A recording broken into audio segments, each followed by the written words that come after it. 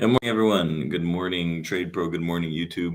It's Victorio from TradePro Academy. It is March 14th today, Tuesday, and we had the big expected CPI report amidst all of this bank failure, this bank, I guess, bailout, if you will, that's been going on for the past few days here. And CPI it's a very, very important event because it dictates how we kind of perceive inflation, right? What we're seeing in terms of the world of inflation, and that is a massive, massive topic when it comes down to the Federal Reserve and the Fed's monetary policy this year. So today we had that CPI report that came out pre-market. Here are some numbers that we were expecting. We were expecting the CPI year over year at 6%. It came out at 6% as expected. We were expecting the US CPI month over month at 0.4%, which came out as expected. And then we were also a little note on the prior CPI year over year. It was 6.4%, the prior reading. So again, it is cooling down realistically, but it's meeting expectations. US core CPI year over year last time around was 5.6, this time around 5.5, and it came out as expected. The US core month over month, however, was a little hotter than expected. Expectations and prior were both 0.4%. It came out at 0.5 percentage point. So the reaction here, we now have a 91% chance that the Fed is going to hike just once in March, meaning next week, as opposed to what we had in some of these prior days before we saw the large bank news that came out, right? We had the expectation that we're actually going to hike 50 basis points. So with this data, right, realistically, the CPI is cooling off.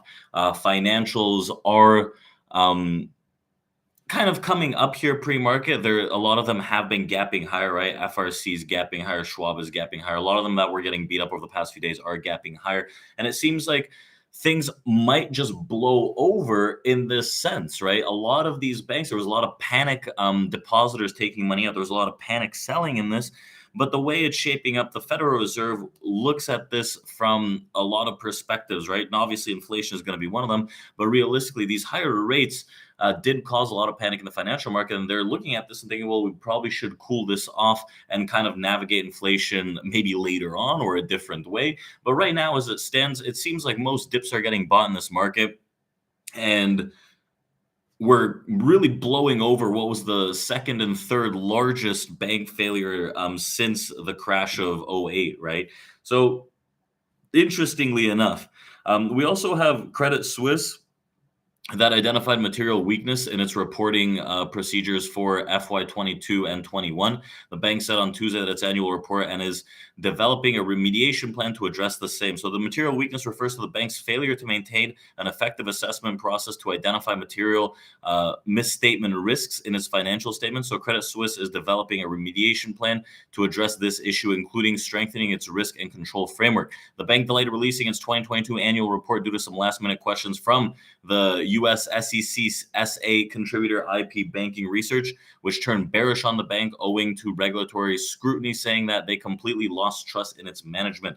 So Credit Suisse is a huge, huge bank. And if this sparks fears in the chain reaction of bank failures, right, I don't think it's going to be as easy as what's been going on right now. So Powell also said in the testimony last week that no decision was made on the pace of rate hikes at the next week's meeting as Fed officials await for more economic data. And right, we are still nearing that 2%, meaning inflation is dropping.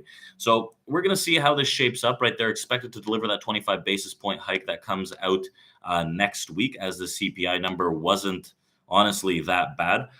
Right now, when we look at this, looking at these markets, I was expecting a little more of a bullish move because of this whole situation, right? If you think about it, logically, whether the CPI was bullish or bearish, right? The Federal Reserve has to save face here on a political sphere and can't necessarily hike rates if all these banks are on the brink, right? A lot of them have been dumping really aggressively. The financial system, the financial sector, XLF, has been getting pumped to the downside really aggressively, and naturally, a rate hike is what sparked a lot of this downside and the need for this asset selling from banks like SIVB, right? Ticker symbol Silicon Valley. So my point being is, regardless of what the CPI came out, there was an expectation that markets would react bullish and the rate hike chances would decrease, right? So 50 basis points is no longer on the table, but the increase in 25 basis points is very interesting. So markets did drop initially, rallying up to that 39.38 on the ES futures. This is the final chance for these bears, as we were talking about in the room. And maybe you might not have thought this based on the movement, right? Especially if you're not an avid futures trader. But it was a very hard report to trade. There was one touch bounces. DOM was very thin. The reactivity was very interesting. You would have had to use a wide stop. So today I'm going to be watching that 38 region like a hawk. This is going to be the last chance for these sellers to show up. And then down at the bottom of the distribution block, we have that 38.85, which is going to be a massive, massive barrier. You do have some levels in between, like these mid to low 20s, and also the 10s, to see if any buyers do show up. But if we manage to run above this 40 region, there is going to be a lot of potential upside, in my opinion, where a lot of these dips were being bought, not only in these quote unquote struggling banks, but in a lot of equities yesterday. And another thing to note is that the tech side of things did not show weakness whatsoever, right? If you take a look at tech here, whether it's triple Qs or individual names like Apple, they're sustaining extremely, extremely well, right? Triple Qs are very, very strong here. Apple is still hovering around 151, 152s, which again, this is not necessarily a sign that we're going to see a lot of weakness in the market should Apple sustain this well. IWM, which is another huge correlation that I've been talking about for weeks now. You have to watch this like a hawk, because yesterday we bounced off that 171, which was a key proponent. And right now we are above 176, which is the top of a distribution. We're outside of that distribution. And as long as this continues, it's pumping really aggressively right now, we are most likely going to see a continued move to the upside. So keep that in mind. Keep those correlations close, especially when tech and IWM are holding really, really well. Higher lows in IWM is something that I was looking for,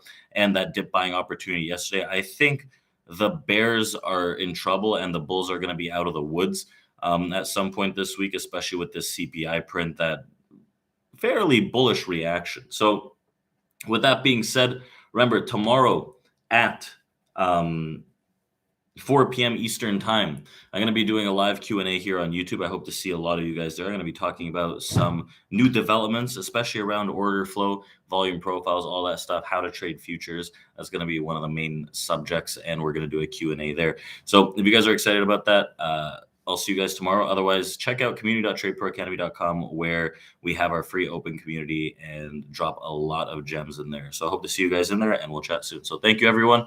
And let's do this again tomorrow. Stay diligent. I'm looking a little more to the upside, especially if this 40 can break.